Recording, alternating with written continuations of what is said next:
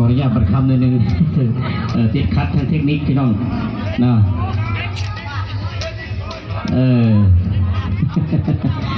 ติดคัดทางเทคนิคนิดนึงนะขออนุญาตประคำเด้อสงสัยมันบ่พ่อเบียร์บ่เลยใดนักห้องน้องบ่พ่อเบียร์พี่น้องนะเจ้า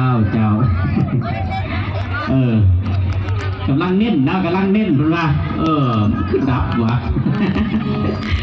เอายาวต่อกันดิก็สิมาละน้องใจมันลำบากคิดจะมุ่งหมายสับสน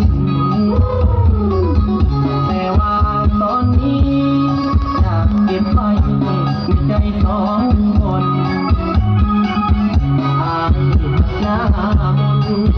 เมียอายก็หักคือกัน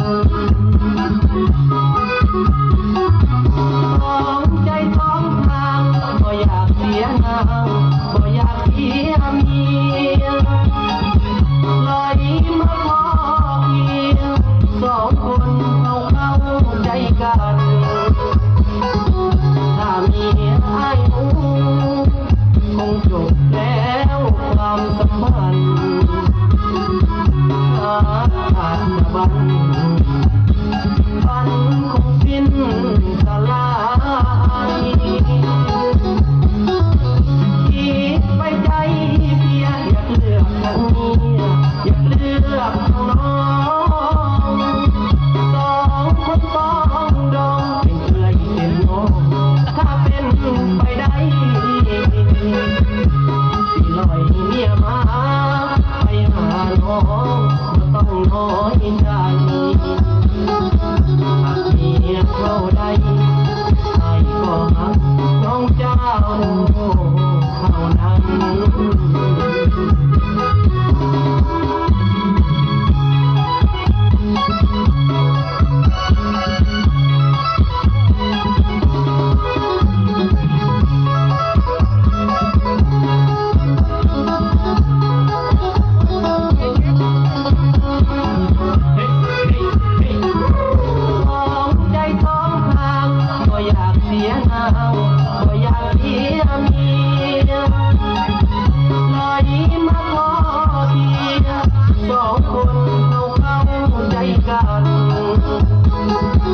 ถ้ามีไอ้ค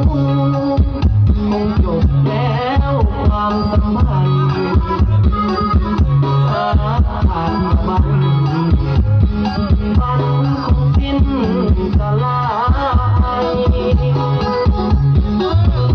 คิดไปใจเพียงอยากเลือกทางนี้อยากเลือกทางน้อง